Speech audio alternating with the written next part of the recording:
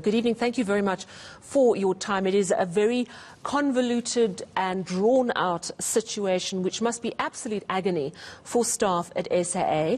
Solidarity is one of 4 unions, along with NTA, SATAWU and the Aviation Union of Southern Africa, that has accepted the voluntary retrenchment option. So in other words, your members who are interested in this could potentially take advantage of it. Am I correct? Yes, Sally. Good evening, and it's nice to explain. The SA situation it's not actually as convoluted. It's been made that convoluted. It's actually quite simple.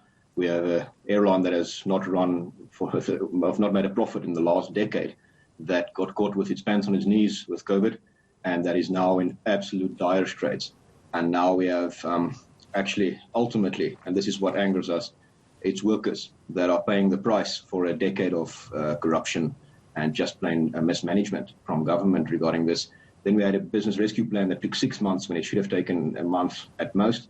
And at this moment, we're just worried that our workers, that our members, will not be able to get a job in the aviation industry if the aviation industry survives. So that's why we want to get this over and done with.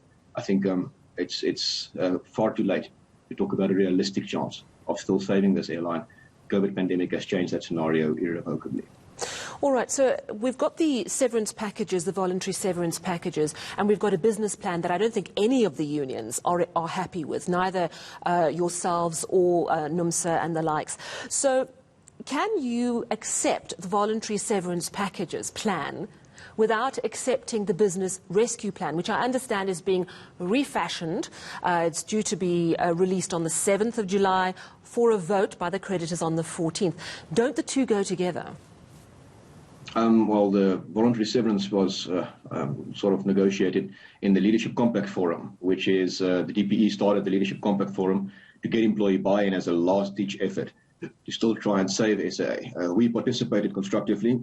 From the very beginning, we said that this does not actually have any locus standi in terms of the business rescue process, but if it helps in any way, we'll obviously participate and we'll try to get our members or get the employees the proper payment that they're due.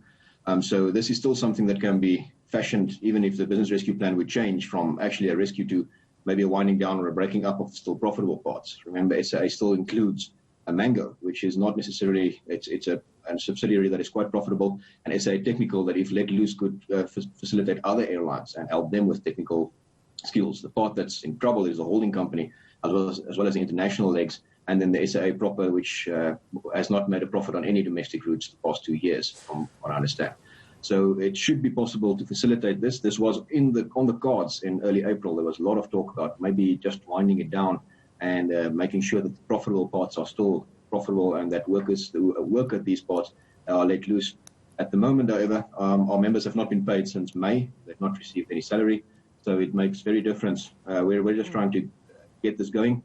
And our main worry, because we have members at other airlines as well as and other industries, is that we're talking about more than 30 billion rand for one airline when the whole aviation industry is on the brink of collapse.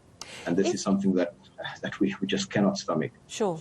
If a member of Solidarity today wants to take advantage of the voluntary severance package being offered by the Department of Public Enterprises, can they take advantage of it right now, or do they have to wait for the vote on the 14th on the business rescue plan? They unfortunately will have to wait for the vote still, from what I understand.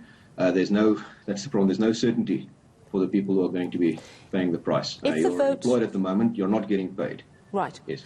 So, sorry, if the creditors vote against the plan again on the 14th of July, so then surely I get a sense almost that the unions are cutting off their nose to spite their workers' faces, because surely the only way to get that voluntary severance package is to actually approve the plan, even if you don't like it. Well, approving this plan does not only come with voluntary severance, it also comes with another 3-4 years of bailout, and there's a lot of conditions to this plan. One of these conditions, of course, being that you will only get your package if government actually funds it. Now, Minister Mboweni has indicated in his supplementary budget that they're not going to fund this. There's no additional money.